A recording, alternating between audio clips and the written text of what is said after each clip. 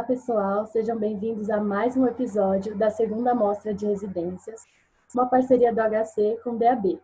Nesse evento virtual, alguns acadêmicos vão entrevistar os supervisores dos programas de residência. Meu nome é Gabriele, eu sou do segundo período, eu sou membro da rede de apoio do DAB e eu estou aqui porque nesse tempo curto de faculdade, eu tenho gostado bastante da ortopedia. Então, hoje eu vou receber o professor Marco Antônio de Andrade, médico pelo FMG, mestre e doutor pela Unifesp, professor associado da UFMG, coordenador do ambulatório de cirurgia do joelho, ortopedista titulado pela Sociedade Brasileira de Ortopedia e Traumatologia e membro internacional da Academia Americana de Cirurgiões Ortopédicos. Bem-vindo, professor. Muito obrigada pela disponibilidade e eu deixo esse espaço para a sua fala inicial, para você se apresentar. Bom dia. Então, como você disse, eu sou o coordenador da residência médica do Hospital das Clínicas da Universidade Federal de Minas Gerais. E é um prazer muito grande poder estar aqui respondendo e tentando dirimir um pouco das dúvidas que você tem sobre o serviço de ortopedia.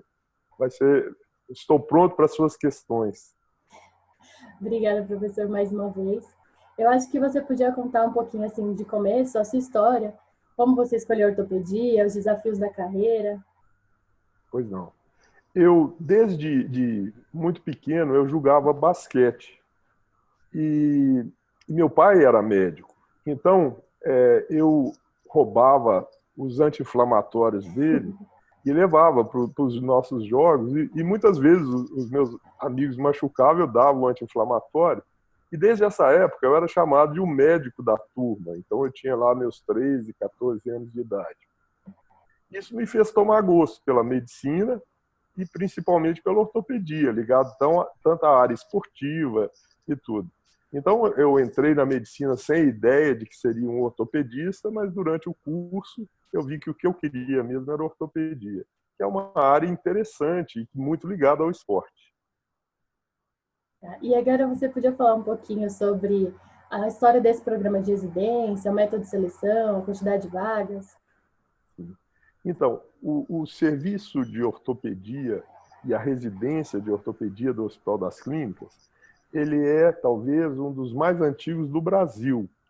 Ele foi fundado pelo professor Mata Machado, que era um professor acadêmico da Faculdade de Medicina, e juntamente o professor ele ficava na Baleia, no Hospital da Baleia, no HC, e desde então, lá pelos anos de 1940, 1950, existia uma residência conjunta, Hospital das Clínicas, Hospital da Baleia, que depois, por motivos, talvez da aposentadoria do professor e tudo, se separou. Então a gente ficou com a residência do Hospital das Clínicas, que é uma residência talvez das mais tradicionais do Brasil e que muito reconhecida no Brasil inteiro. Então é um programa de residência muito bom. E a quantidade de vagas? Quantas abrem por concurso? Eu esqueci dessa resposta. Imagina. Nós, inicialmente, tínhamos 4 vagas por ano e depois, fazem talvez uns 15 anos, nós passamos para 6 vagas ano. Então, hoje, nós temos 18 residentes fixos no primeiro, segundo e terceiro ano, que são 3 anos. Existe agora um estudo que está sendo desenvolvido pela Sociedade de Ortopedia, junto com a Comissão Nacional de Residência Médica, com a possibilidade de transformar em 4 anos. Mas, na verdade, os residentes quase todos fazem 4 anos, porque vocês sabem, a ortopedia é muito segmentada, então você tem cirurgia do ombro, cirurgia do cotovelo, da mão, do joelho, do quadril, da coluna. Então, todo mundo faz 3 anos de residência geral e depois escolhe uma área para agir. Porque hoje, quase todos nós somos subespecialistas, entre aspas, em uma área. E isso faz com que a gente escolha no final dos 3 anos de residência. E como funciona a carga horária nesses 3 anos? Ela, na prática, ela é a mesma coisa da teoria? Ela tem que ser igual na teoria, porque a Comissão Nacional de Residência exige, né, 60 horas semanais, então a gente respeita isso muito. O plantão teria que ter um descanso, mas no Hospital das Clínicas nós não temos plantão noturno, porque, quer dizer, até existe, mas ele é mais à distância, porque nós não temos nem onde ficar no hospital e não tem movimento no Hospital das Clínicas à noite, a não ser em situações excepcionais. Então, o nível de plantão enquanto HC é muito baixo. E existem estágios no Hospital Madre Teresa e no Hospital Isoleta Neves que exigem plantão, mas de acordo sempre com os critérios respeitados pela Comissão Nacional de Residência Médica, que é o descanso depois de um plantão. Mas eu acho que plantão noturno, não existe plantão noturno nem no Isoleta, nem no Madre Teresa, pelo que me consta. Já que você falou sobre o plantão, eu queria perguntar como são feitas as divisões de plantões, quanto a quantidade deles. Sim, então, nós dividimos o plantão, nem é plantão, existem diversas atividades no hospital. Então, você tem atividade ambulatorial, atividade em bloco cirúrgico, e o plantão, entre aspas, ficaria responsável pela internação dos pacientes, pelo atendimento das intercorrências. Então, seria um plantão praticamente de 12 horas, em que o residente resolveria muitos problemas, eventualmente até burocráticos, que todo mundo tem que saber que o Hospital das Clínicas é muito burocrático e é um problema que a gente tem que aprender a conviver com isso e aprender a resolver esses problemas. Então, basicamente, no Hospital das Clínicas, o que se faz é esse plantão, entre aspas, é o atendimento de todas as intercorrências da enfermaria, o atendimento dos pacientes que vão ser internados, o preparo desses pacientes para que eles possam ir para o tratamento cirúrgico, para o bloco cirúrgico. E sendo uma especialidade clínico-cirúrgica, como é feita a divisão desses dois setores durante a residência? Olha, na verdade, atualmente a gente está funcionando numa carga reduzida com uma cirurgia, com um bloco, sala de cirurgia só, mas normalmente nós temos 2 salas de cirurgia. E como existem residentes em outros serviços, então ficam conosco talvez dos 18, talvez uns 10. Então, normalmente, nós temos pelo menos 3 ou 4 residentes que participam de cada procedimento e alguns outros vão para o ambulatório. Então, isso é um rodízio entre eles, de forma que todo mundo possa participar de cirurgia, possa participar do ambulatório. E a maioria dos ambulatórios é à tarde. E a maioria das cirurgias é pela manhã, apesar de que nós temos cirurgias também à tarde e ambulatórios pela manhã. Mas então, assim, se divide entre ambulatório e cirurgia de uma forma bem proporcional. Existe uma tendência que o residente, os R3 mais velhos, operem mais do que os R2, que operam mais do que os R1. Mas, de um modo geral, existe oportunidade para todo mundo. A coisa se inicia bem devagar, inicialmente fazendo a abordagem, o acesso cirúrgico, fechando a pele, ou fechando todo o acesso, até que se faz a cirurgia integralmente. Sobre a questão teórica, como são ministradas essas aulas, esse aprendizado? Então, no nosso serviço lá, nós temos uma reunião toda segunda-feira à noite, que ela se inicia, na verdade, às 6h30, com um GD, um grupo de discussão, em que um de nós dá alguma coisa relacionada com algum tema de interesse da residência. A partir daí, o residente, que é o mais velho, que está o responsável, nós chamamos ele de residente sênior, ele apresenta todos os casos operados da semana. E todos nós discutimos indicação, ele faz um preparo teórico de cada caso. Então, isso já é um aporte teórico interessante, porque é uma reunião clínico-prática. Agora, fora isso, cada um de nós, subespecialistas, como eu disse, em uma área, temos também uma participação separada. Então, a minha área é joelho. Nós, na quarta-feira, fazemos uma reunião em que se discutem artigos de ponta e artigos de revisão e todas as outras áreas. Então, quadril, mão, todos eles têm também o seu GD. Então, nós temos um GD geral na segunda-feira, que aborda temas mais variados e GD de subespecialidades ao longo da semana. Então, uma coisa que não se pode queixar no Hospital das Clínicas é falta de aporte teórico. Sim. E quanto ao estudo, você diria que os residentes eles têm um período protegido para o estudo por conta? Então, a residência, diferentemente enquanto nós somos estudantes de medicina, elas nos trazem encargos, né?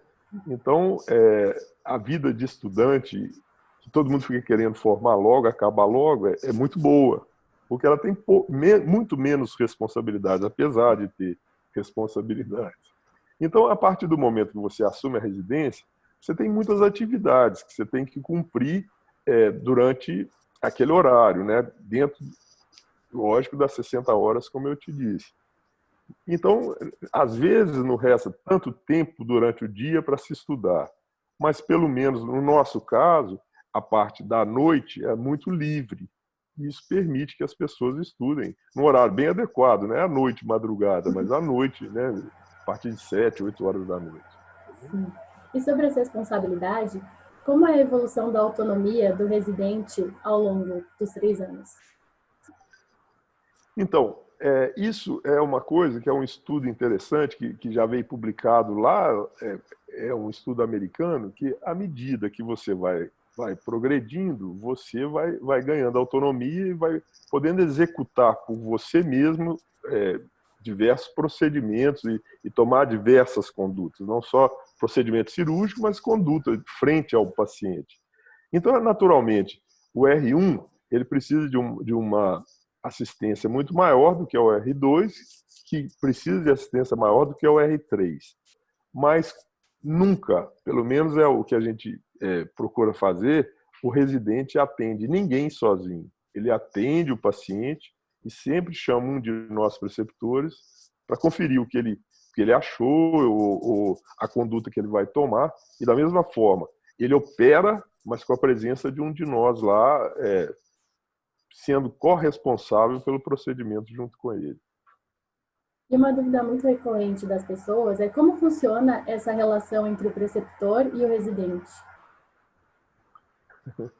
Existem preceptores que são muito bravos, outros não, né?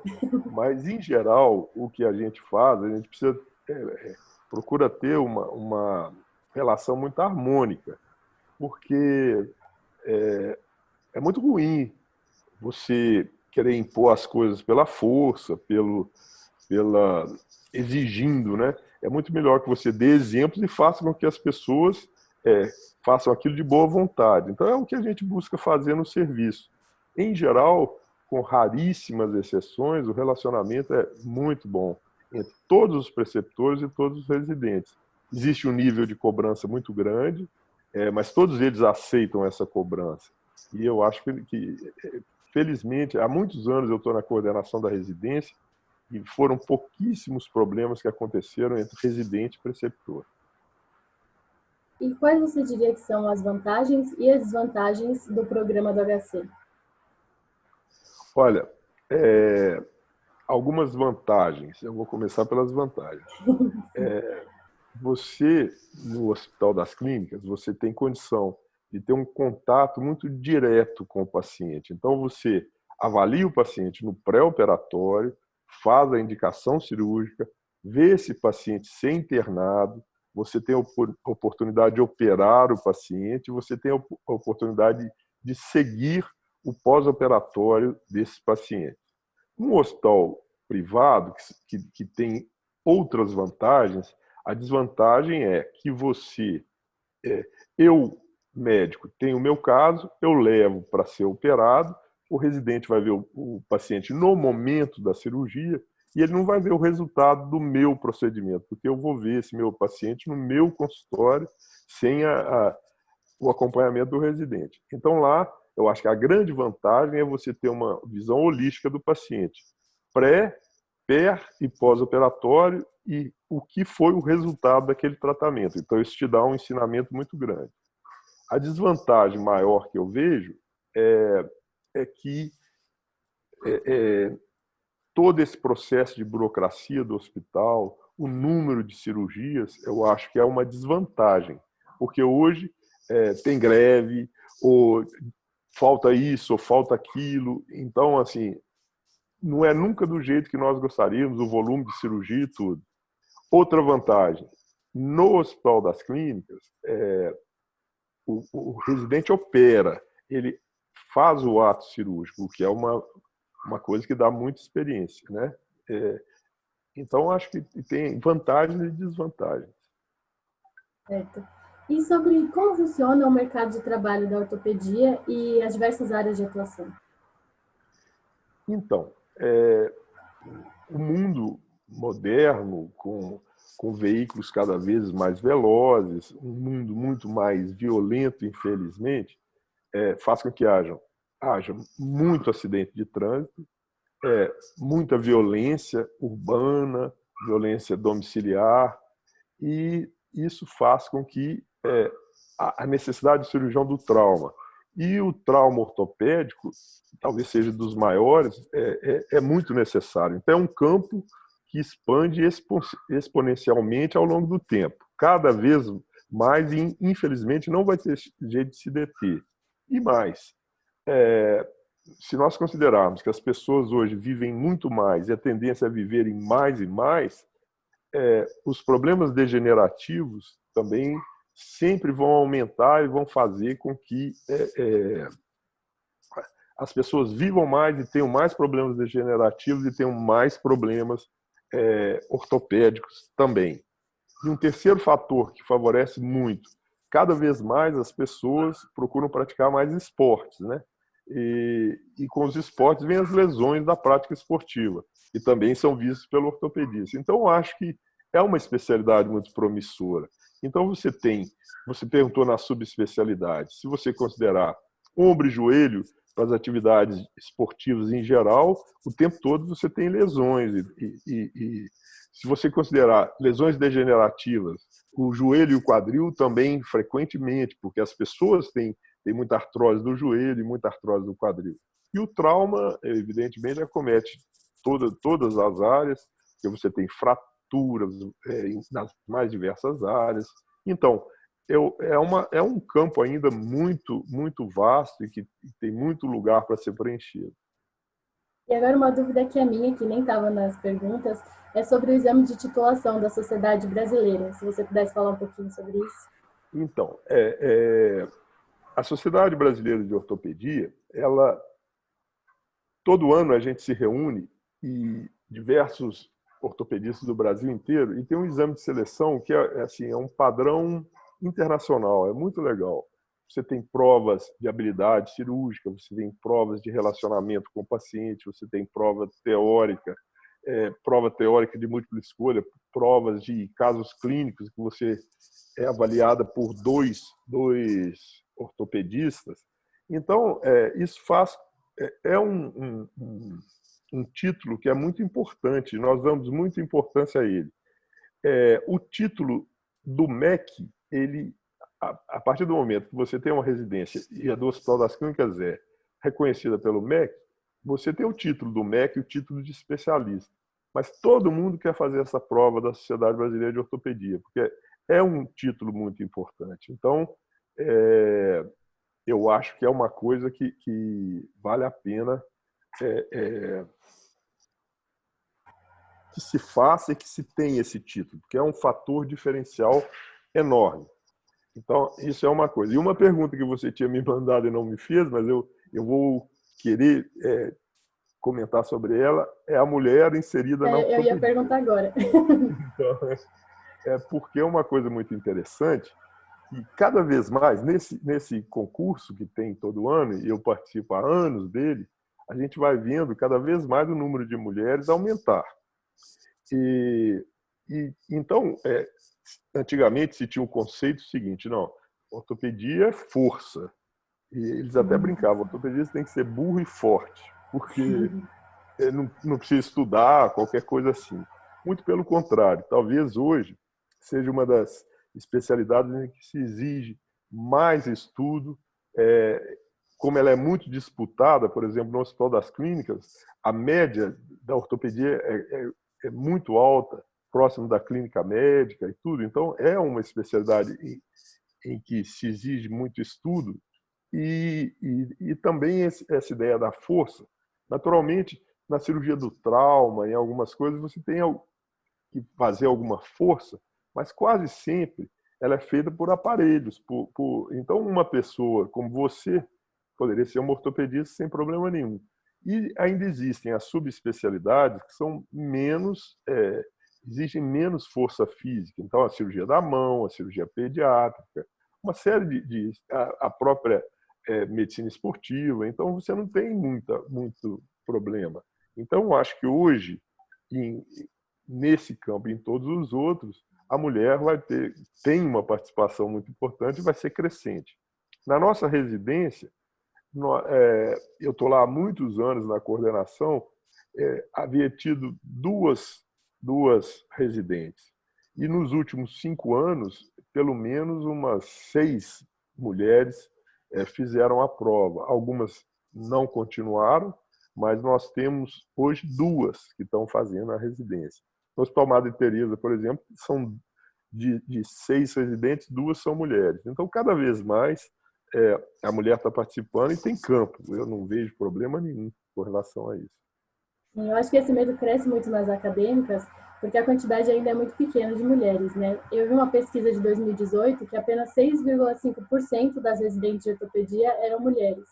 Aí acho que aumenta mais esse mito da força, esse medo, essa especulação. Eu acho que um problema também que nós temos que aprender a conviver, e como há pouco tempo nós tivemos alguns problemas até com uma aluna que era residente, é que o ortopedista, pelo fato de conviver só homem, fica com uma visão até um pouco machista, né? Então as brincadeiras são muito machistas e eventualmente a gente pode ofender uma pessoa que não aceite aquilo ou alguma coisa assim. Mas aí a gente busca, e foi uma conversa que nós tivemos, fizemos uma reunião com esse propósito, exatamente para não ter para a gente procurar se policiar e aprender que nós vamos ter que conviver com essa diversidade, com essa participação cada vez maior das mulheres lá na residência e na especialidade em geral, né? Sim, é muito legal ver essa preocupação em receber tantos residentes homens quanto mulheres. Com E certeza. eu acho que, por último, podia ficar um conselho para quem hoje está considerando a ortopedia como especialidade. Eu acho que talvez o maior conselho, nem só, né, não precisa ser só para ortopedia, mas para vocês, estudantes, é que se a gente quiser se diferenciar em qualquer área, e a ortopedia inclusive, nós temos que nos preparar muito, nós temos que estudar muito, porque se a gente for mais a gente vai ser mais e vai passar pela vida sem marcar nada. Agora, se a gente acreditar, estudar, se preparar, tiver a humildade de saber que a gente tem que aprender, e que para aprender tem que estudar, tem que ralar, tem que se esforçar muito, eu acho que a gente chega lá. Cada vez é mais difícil chegar, porque é um funil e cada vez existem mais médicos no mercado, é uma questão política que não vale a pena falar aqui, mas eu acho que quem se dedicar e quem se esforçar, quem se preparar na faculdade, se preparar na residência, vai ser um grande médico e vai ter um lugar em qualquer lugar que ela queira. Então, meu conselho, preparar, estudar muito, ralar muito e para chegar lá. Muito obrigada, professor, pela disponibilidade, pelas palavras. E eu queria agradecer também quem está vendo esse vídeo e pedir para ver os demais vídeos da nossa amostra. Pois não. Foi um prazer falar com você. Sempre que precisar, eu estou às ordens, tá bom? Muito obrigada, professor. Tchau, tchau. Tchau.